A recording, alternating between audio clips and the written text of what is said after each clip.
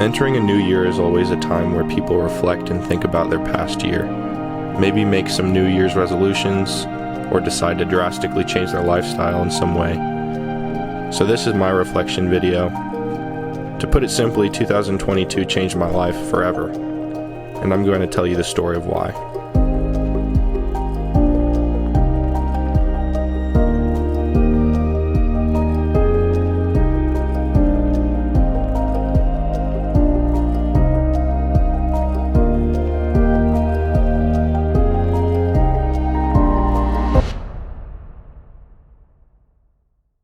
The beginning of the year was kind of rough. I was in the middle of my freshman year at college and I just felt no direction. Good things were happening around me, but I just had no joy. And I was lost. The worst part of it was I didn't know where God was in all of it. But instead of dealing with that, I kind of just distracted myself with snowboarding, hitting the gym. I just kind of wasted time and numbed out. And that was a real low point for me. I am so thankful that it was during that low point that I began to see things shift.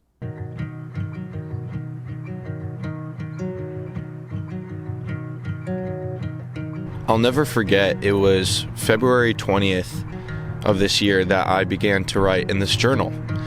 I would just, in desperation, write down my prayers and just talk to God. And then I would read my Bible. This became a regular thing throughout that month. And as I continued to pray and spend time with God, I quickly began to see Him move in my life.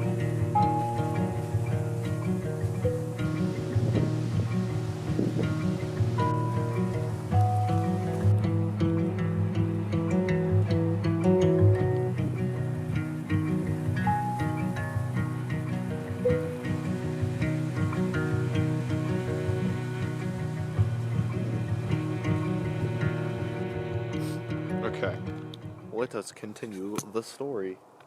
So throughout the spring, one of my big questions was, what's my calling? I wanted to feel that there was a purpose for me going to school, and I was very confused about my major, as most people are. But as I asked that question over the next 3 months, that's when God began to give me a vision. Okay, pause for a second. I want to clarify, when I say vision, I mean, like an idea, not like, oh my gosh, what's happening? Well, I just found this random picnic table and chopped wood. So, yeah, I don't know, I guess that's interesting for this video. I guess I'll put that in there.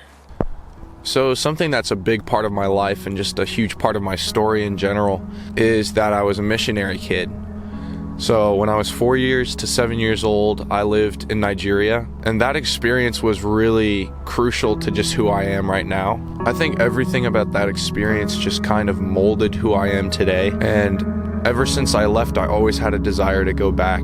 And it was during those last 2 months of the semester that I began to have this passion for videography, particularly in missions work. I would say it was around March that I began to have this idea, and honestly, I'm not even sure where it came from. I have always loved missions and have always wanted to get involved more in the mission field. I just didn't know where to start. But it was March through April that I just began to have this passion for it. And so I looked into it more and I just thought wow, this could be incredible if I did get into this. But of course I was unsure, and I was just hoping that there would be confirmation that that's what I should do. And little did I know that during those 2 months, that idea that was in my head was for a reason. I remember looking at my phone. I was just walking to class or something, and I looked at my phone and I got a text from a friend asking if I wanted to go back to Nigeria.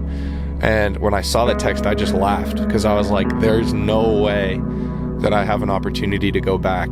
And so in May, I got to go back to Nigeria for the first time in 12 years. But that's for another video. Stay tuned.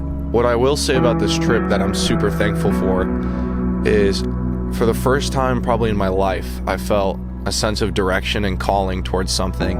And it was so refreshing to feel passionate about something that was needed. It became very clear that there's a huge need for videography in the mission field. And I was so thankful that not only did I get to return to my old home, but God used that same location to confirm a calling.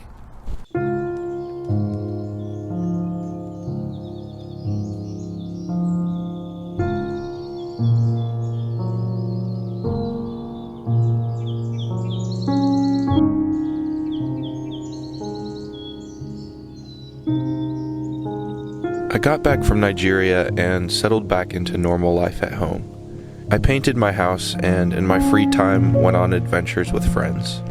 Life was busy but simpler, and that allowed me to think a lot about everything. My faith had changed my whole perspective on what I care about, and as I reflected on my last semester at school and my trip to Nigeria, I saw how God really changed my life. I felt this new excitement for life during that summer. I felt joy.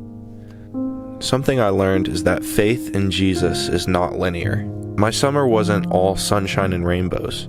Of course, like everyone, I had my struggles and obstacles to overcome, but I felt so much more strength spiritually to endure it and keep pursuing a relationship with Jesus in the midst of it. God revealed himself to me in so many ways, and that prepared me for my next semester at school.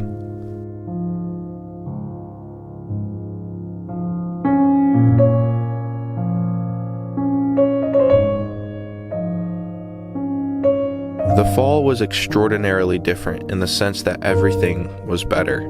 I felt more direction, motivation, and I was more excited to learn. I was more excited about life, and I was hungry for more of God in my life.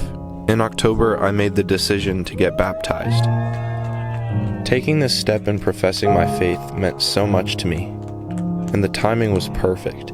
This milestone in my life is something I'll never forget, and I am nothing else but grateful for how God orchestrated everything that happened this year.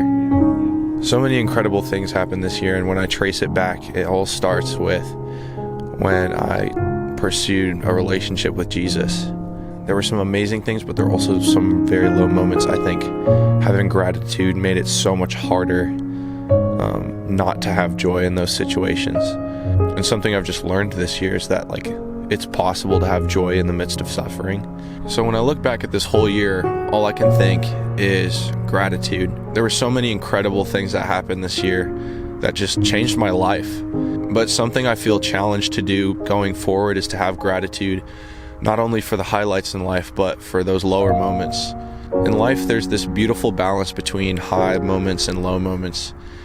And I think it's very possible to have gratitude for both. So as this year ends, my desire is to grow closer with God, to walk with him, to pursue the life that he has for me, and to move forward with gratitude, knowing how much he's done in my life and how blessed I am. God, thank you for another year on this earth. Okay, let's get the freak out of here. It's freaking cold.